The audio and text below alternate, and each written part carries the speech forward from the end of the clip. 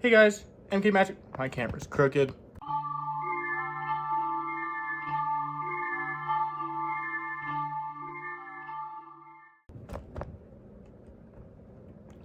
Yep.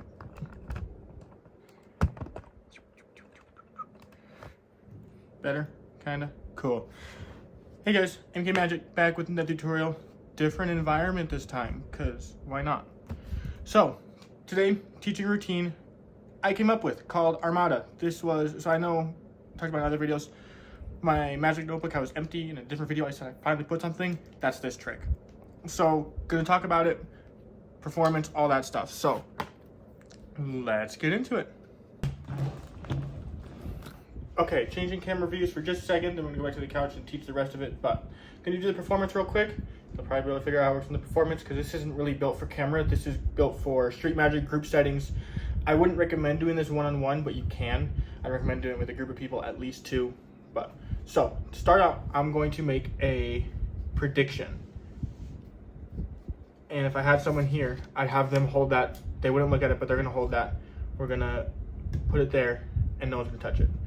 Next, I'd have you go through. I'm gonna say stop. Say stop wherever you want. Let's say you said stop there. You can take the top card. I would not look. Show everyone. Everyone can see.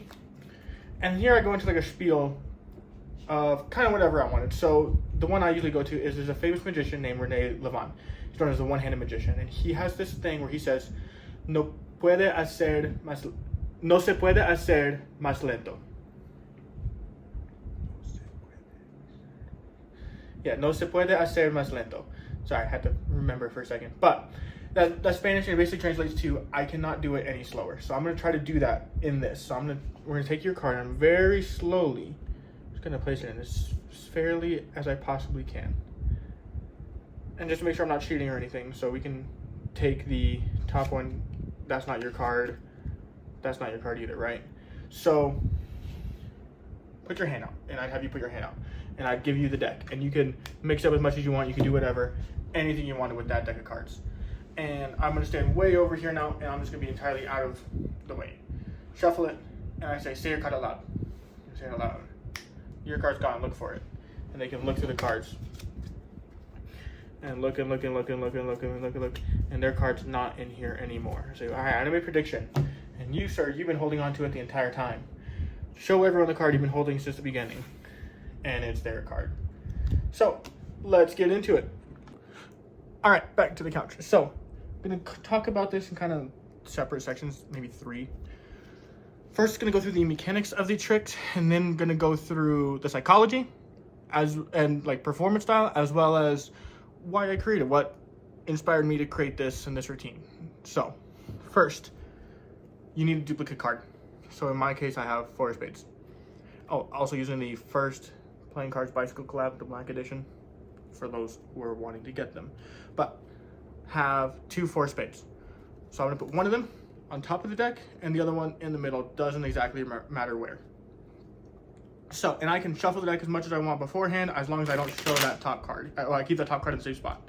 I don't want to show it either, but keep the top card in the same position. So if we look, we still have that 4 spades on top. So first, I usually do this for a group of people, 2 minimum, but I'm gonna go through and I make a prediction. What I'm doing is I'm going through the deck, trying to find that 4 spades that's in the middle. I'm not gonna show them this, and I'd have someone hold it. I'd tell them, put their hand out, and they're gonna hold it like this, and not gonna touch it, and until the end. Well, I won't tell them until the end. I say, don't look at it, don't let anyone get to it, okay? And they're engaged, they have that. So we'll set that over there for now. Then I turn to a different spectator, and I'm gonna do a slip force or a force. So quick rundown of that. The 4 is on top. We're gonna do it face up, that way you can see. I'm gonna go through like this. They're gonna say stop wherever they say stop with my middle finger. So I have my thumb on the side riffling. My pointer finger is curled under the deck, and my middle finger, ring finger, and pinky are on the side here, but they're kind of wrapped around. So wherever they say stop, these fingers are gonna slide this card, and they're gonna kind of pinch it. So as I lift this up, they're gonna slide this card there. And these fingers here aren't holding too tightly. That way I don't just take that with me, but not loose enough where I'm gonna drop all the cards. And they're gonna slide that card there. But face down, they're not gonna see anything. This is pretty much entirely angle proof. The motion of your hand moving covers what's happening, and I'm done. Or I can go from this way, and I'm done. Or this way, they say stop, I'm done. The little angle sensitive from the top, not a whole lot, but you can still, as long as you don't go just straight up, you can kind of move your hand over it, you're good. This is angle sensitive to the max, so you go this way, I'm done.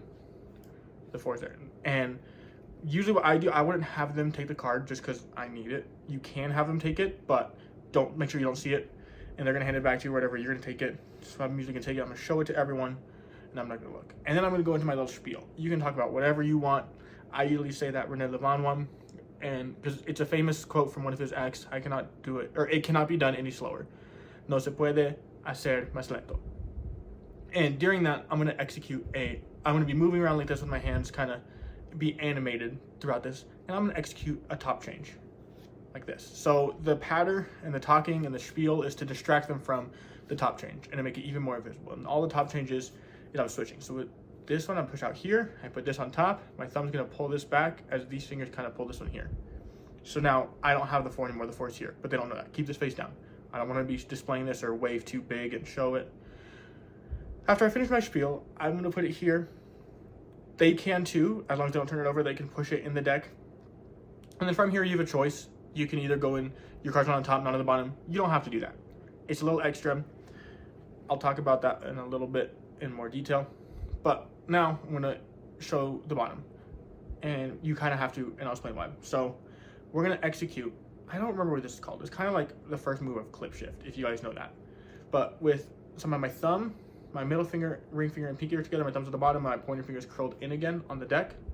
And with my middle finger, ring finger, and pinky, they're gonna slide this card. Mostly my ring finger and pinky are doing the work, and my middle finger is there kind of holding the deck, and my thumb's at the bottom. And from the top, you can't see this, and I'm just gonna steal this card out. And then I'm gonna take the deck, like this with my thumb and hand here, I'm gonna rotate it down and just hand it to him. And as I hand, this hand is gonna come back or drop to my side. It's called synchronized coupling. So if I used 2 things together, it hides the other hand. So if I do this at the same time, you're gonna look at the initiating motion that's going towards you and forget about this hand. Which this hand, now that the card's been slipped out, I'm just gonna hold it in a gambler's cop. So kind of like that. So I can hand them this, they can do whatever they want.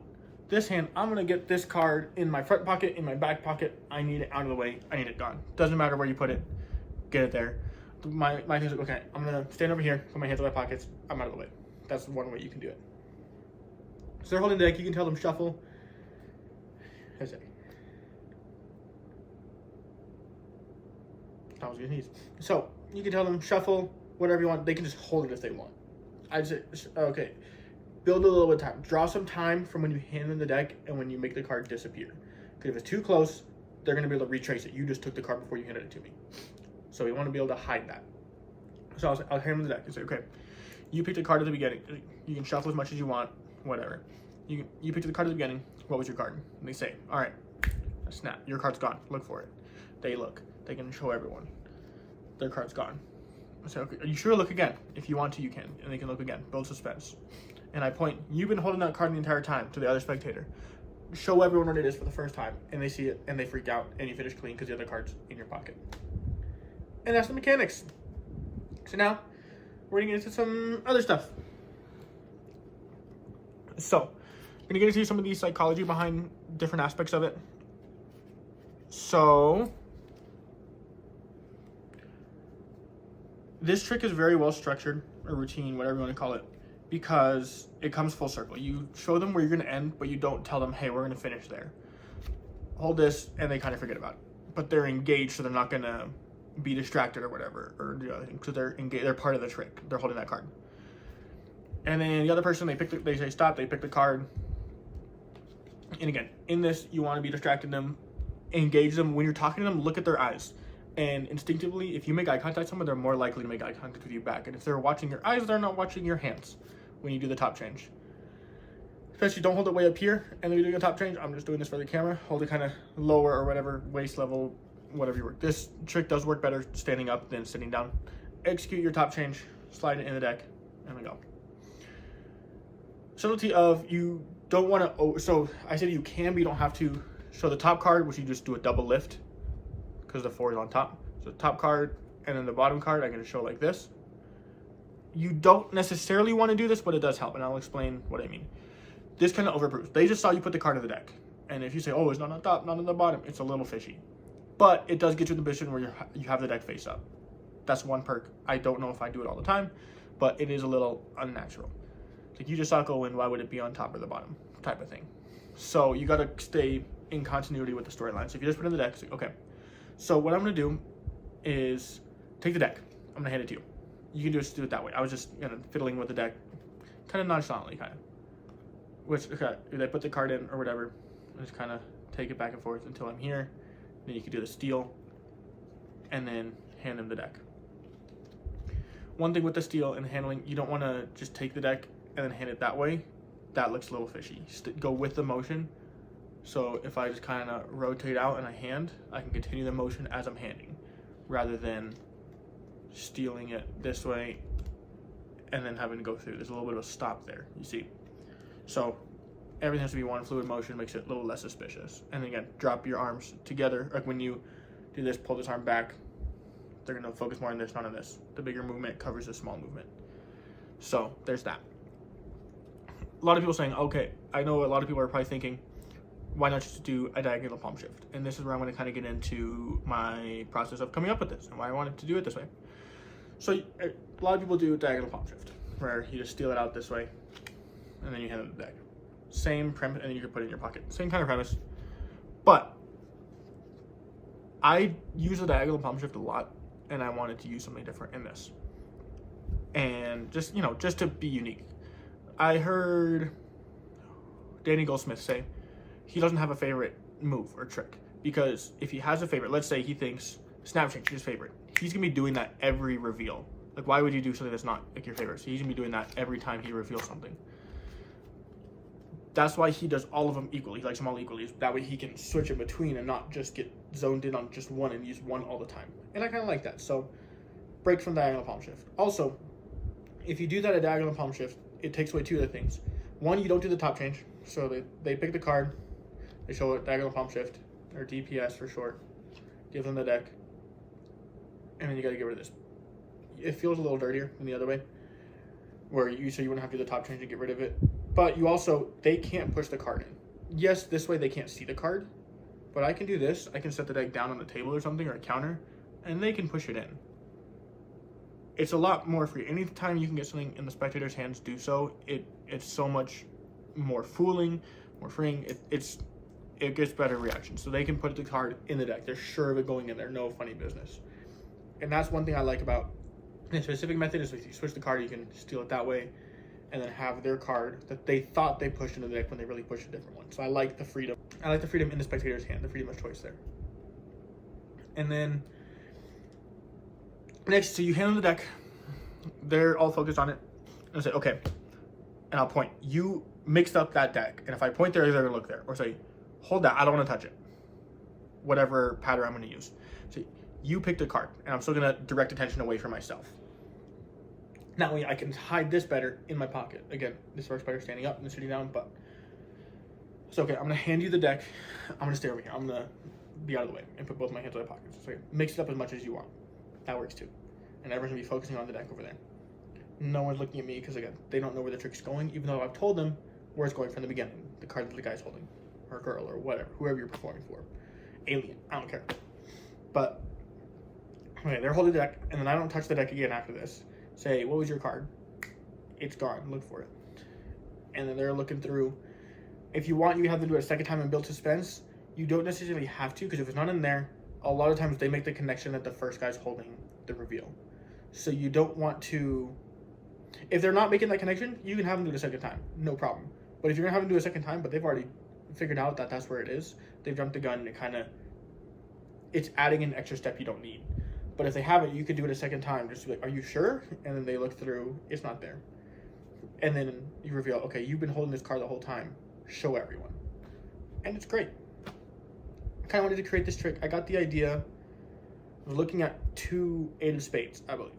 And I was thinking, okay, I want to do a card to impossible location today. Like, this was, so in the moment, I knew I was going to perform that day. I wanted to do card to impossible location. So, like, okay, I can hide this somewhere and redirect him to it later. And I was like, thinking, and I don't like the spot. Oh, it's gonna be a little weird correlating. Oh, go look way over there under that book or something. I didn't quite like it in that specific situation. So I'm like, okay, what if I just had it here, and then that's the card at the end? Well, then I gotta get rid of the other one, the dirty one. Okay, what if it happens in their hand? I can't get to it. I can't touch it.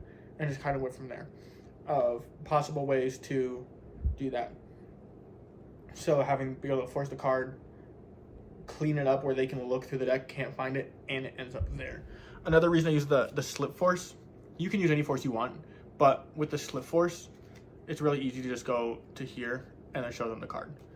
Yeah, you can use the classic force. They say they tap that one, and you can do it, and then go to the top change, whatever you want. Or you can do like the riffle force or something,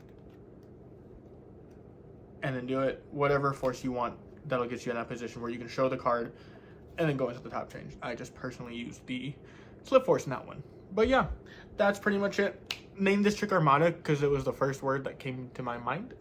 And there's no other reason other than that. But yeah, hope you guys enjoyed. Comment down below what you guys think. Like it, subscribe, all of that fun YouTubery stuff. And tag us on social media. I have our Instagram link down below. Tag us in videos of you guys doing this, because I've done it a few times. It gets great reactions. I enjoy it, especially in big groups. They're flabbergasted. So far, in the forums I haven't done, no one suspected a duplicate card, which is great. Even though, as a magician, like, that's the only option it could be, would be duplicate card. But yeah, tag us in videos of you guys doing it. And yeah, see you next time.